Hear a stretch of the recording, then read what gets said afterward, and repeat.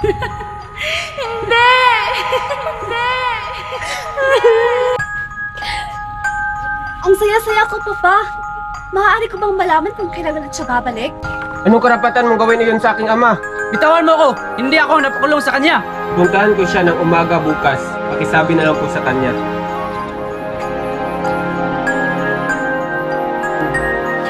Magmamadre ako.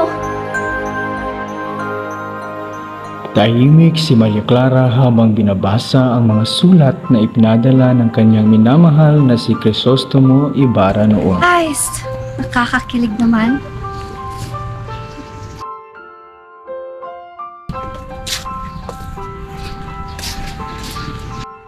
Ano po yun, Papa? Si Ibarra ay babalik na dito sa Pilipinas. Ha? Talaga po? Ang saya-saya ko, Papa. Maaari ko bang malaman kung kailan ulit siya babalik? Babalik niya sa susunod na linggo. Maghahanda ako ng salo-salo sa kanyang pag- Makikita ko na ulit ang pinakamamahal ko. Ang saya ko! Masaya din ako para sa iyo, anak. Sa isang salo-salo na inihanda ni Kapitan Tiago para kay Ibarra, nakatayo sina Padre Damaso at Padre Sivaila nag-uusap. Mga mangmang talaga ang mga Indio. At pinatunayan yon ng 20 paglingkod sa bayan ng Santiago. Mga walang modo at nakakabuisin. Makasalanan sila at hindi man lang alam ang pisal. Padre Damaso, nandito tayo sa bahay ng mga Indio, kaya magtigil ka. Ba, ano naman ngayon? Eh, mga mangmang talaga sila. Magandang araw po sa inyo. Ikinagagalak ko pong ipakilala sa inyo ang anak ng aking yumaong kaibigan. Siya, si Crisostomo Ibarra. Magandang araw po sa inyo.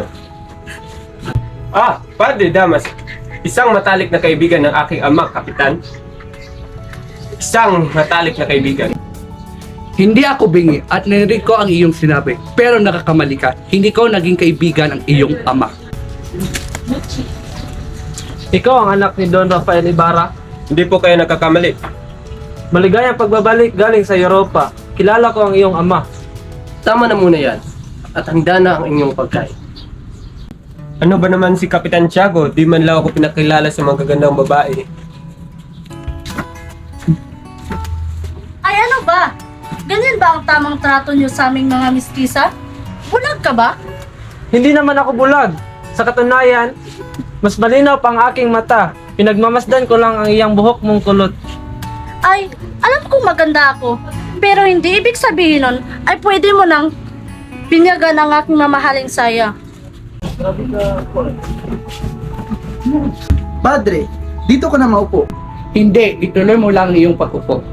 Sige na, huwag ka nang mahiya. Hindi, ikaw karapat dapat umupo dyan dahil ikaw ang padre ng bayan na ito. Sige na nga, ako na nga ang umupo.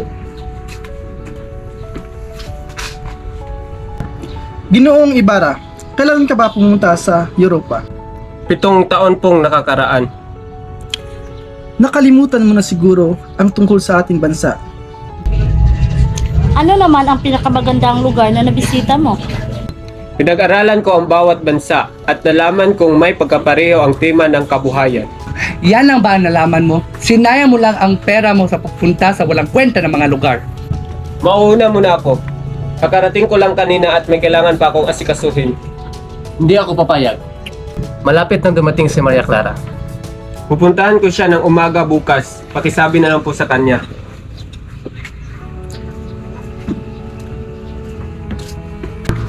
Nakita nyo ba yon? Nakita nyo ang bastos niya? Sa isang sementeryo sa San Diego, may isang lalaking humuhukay. Lalapit si Ibarra at ang kaniyang alala. Nandito ang puntod ng iyong ama sa likod ng malaking krus niyo. Naalala ko dito yun pero nasira ng lupa. Nasaan yung puntod na may malaking krus na katulad nito? Meron ding bulaklak na tumutubo doon. Cross. Yung sinunog ko! Sinunog? Bakit? Dahil inutos iyo ng padre. Wala na doon ang bangkay.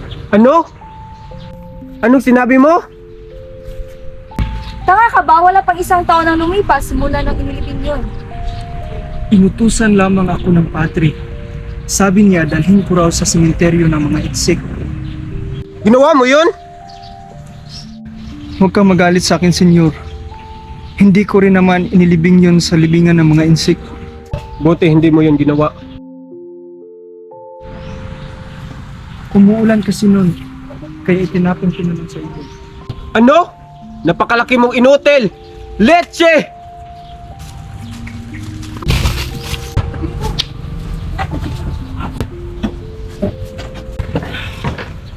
Wala kang hiya!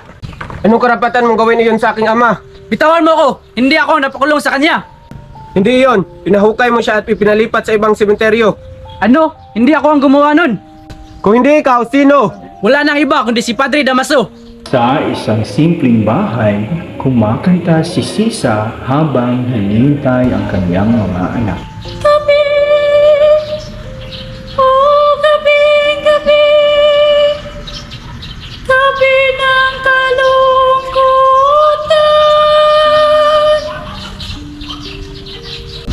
Ang dapat kainin ng mga anak ko ay kinain na ng asawa ko.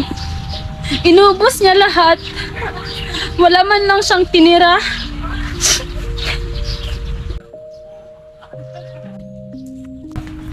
Inay! Inay! Ang anak ko! Huwag kang matakot, inay. Nasa simbahan si Crispin. Anong ginagawa niya doon?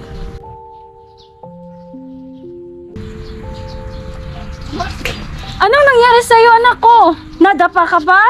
Binaril po ako ng gwardya. Buti na lang at naligtas ka. Ano pala ginagawa ni Crispin sa simbahan? Pinagbintangan po siya ng magnanakaw. Magnanakaw? Hindi magnanakaw si Crispin. Hindi porket mahirap tayo, ay dapat tayo ang pagbibintangan ng magnanakaw?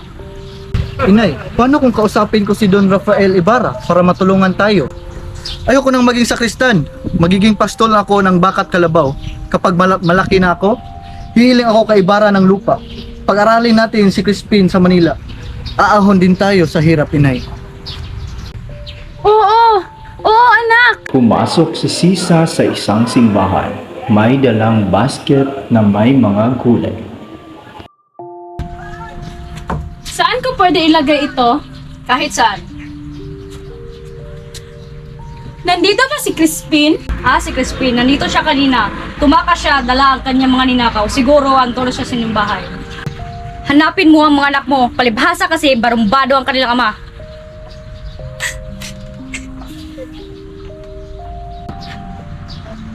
Huwag kang umiyak dito. Umiyak ka sa labas.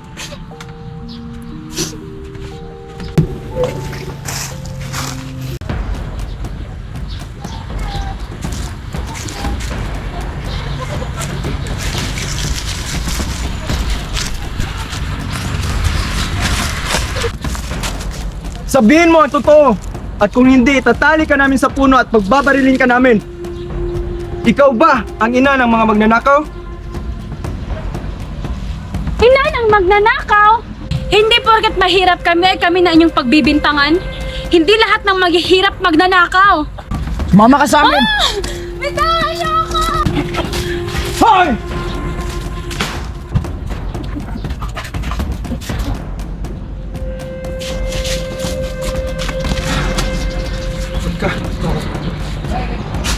Crispin! Basilio! Nasaan na kayo? Crispin! Basilio! Ito! Ito! Ito! Ito yung damit ni Basilio!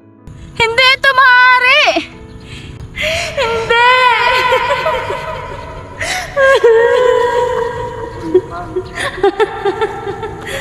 Maya-maya ay nagpipiknik sina Ibarra, Maria Clara, Teniente Guevara at Padre Salve. Nakaalis na si Elias. Kumain lang po kayo, Teniente at Padre Salvi. Maraming salamat po sa pagdalo sa aking munting salo-salo. Ibarra, nalaman mo ba yung tungkol sa kriminal na umatake kay Padre Damaso kahapon? Sinong kriminal? Yung umatake kay Padre Damaso. Inatake si Padre Damaso? Nagpapahinga na siya sa kama niya ngayon. Ang sinabing may gawa ay si Elias. Sino? Si Elias? Baka nagkakamali kayo. Si Elias? Yung nagmamaneho sa bangka natin kanina? Kasama niyo siya kanina? Malaking katangahan ang ginawa niyo.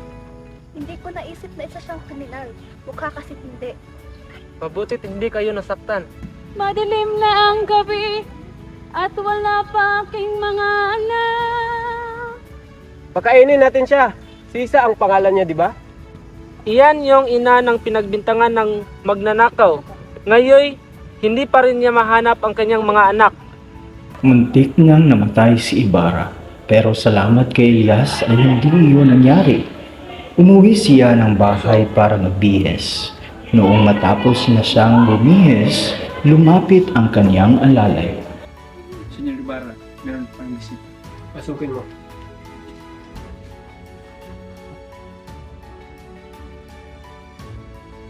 Elias! Niligtas mo ang buhay ko noon, kaya niligtas ko din ang sayo. Pero, kalahati pa lang ang nabayaran kong utang sayo. Kaya, huwag mo muna akong papasalamatan. May ipapagawa ako sa iyo. Magsalita ka. Huwag mong sasabihin sa iba ang tungkol sa mga babalang sabihin ko sa iyo.